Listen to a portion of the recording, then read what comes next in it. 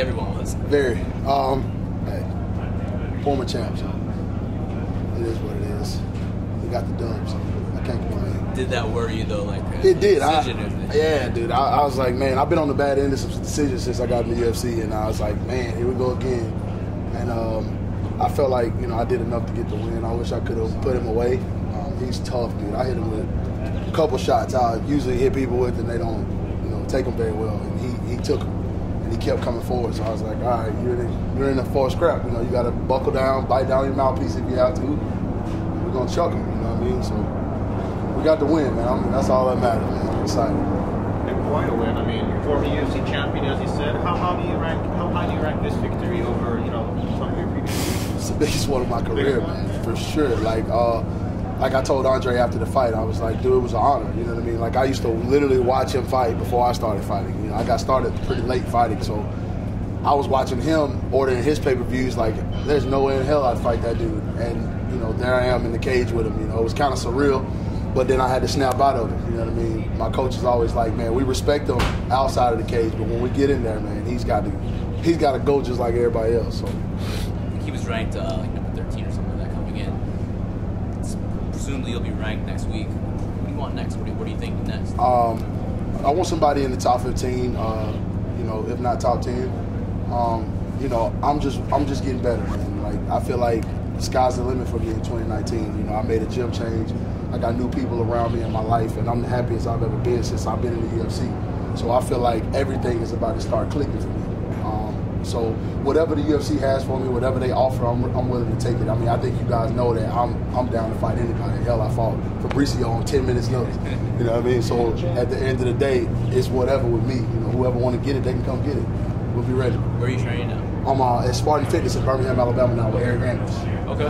That's closer to where you're from. That's right. I mean, it's 5 minutes away from my house. So, you know, I've known Coach Chris since I started. Since I started fighting. He's always believed in me, and it just took me getting some things in order and making the transition over there, and it's been the best thing that's ever happened to me, man. I feel like I'm a complete fighter now. As you see, I got a takedown. I don't think Andrei was. He even told me, he's like, yo, we didn't expect that. I'm like, yeah, that's kind of why we did it.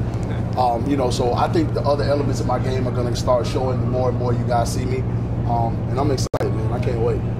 Any names that you're thinking about? Man, I asked Justin Willis if he wanted to fight. He said he had something else he was trying to do, so I respect that, you know. But like I said, whoever they offer me, man, we'll be 110% ready to go. You want that Fabricio one back? Oh, for sure. For sure. Like I said, it was an honor to fight him, but I felt like I could beat him with the right preparation. You know what I mean? I trained literally 3 months for a striker. I didn't wrestle once that whole camp, so I feel like with the right preparation, I can beat Fabricio. I mean, that's just how much I believe in myself and, you know, what I'm capable of. Of course, I want that win back. I don't know what his situation is with his suspension and all those different things like that, but it'd be an honor to get in there with him again, for sure. Does the fact that, you know, he is suspended because of, you know, that stuff, does that make you want to fight him even more to show that, like, you can defeat him? For sure. Anytime I lose somebody, I feel like, you know, especially if it's a close fight or, you know, it's a decision that didn't go my way, I want that fight back. With him, he's a former world champion, and I feel like I can hang with him. I really do. You know, with the, like I said, right preparation, I'll be ready to take that fight on. So we'll see what happens. If you look at your division, well, I mean, before he's talking about fighting Brock Lesnar, things like that. I mean, do you think that's appropriate when there are so many top contenders lined up? Honestly, yes, because Daniel's paid his dues.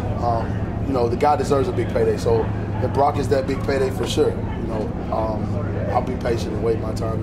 I love DC, man. You know, he's a good dude. So, you know, I want all the best for him, man. I think he said he's got one more fight or something. So why not make it a big money fight and let him go out on a high note? I think he deserves it for sure. Did the event changing mess anything up for you? Family, friends, hotel rooms? Well, for family, yeah, it did. I got family back in Vegas right now watching the fights. Thankful to the UFC for throwing them a private little, you know, party and, you know, something for them to tune in.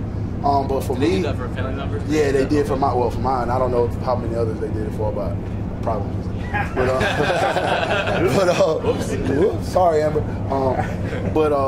Yeah, they did something for them, and you know, it was tough for me because I really wanted them to be able to come see me fight. My cousin's first time in Vegas, he was super excited. He couldn't make it, you know, out here, so he had to watch at the party. you know, and we just kind of roll with the punches. My coach told me, he's like, look, man, it is what it is, bro. Like, we are ready, so we can fight at Home Depot.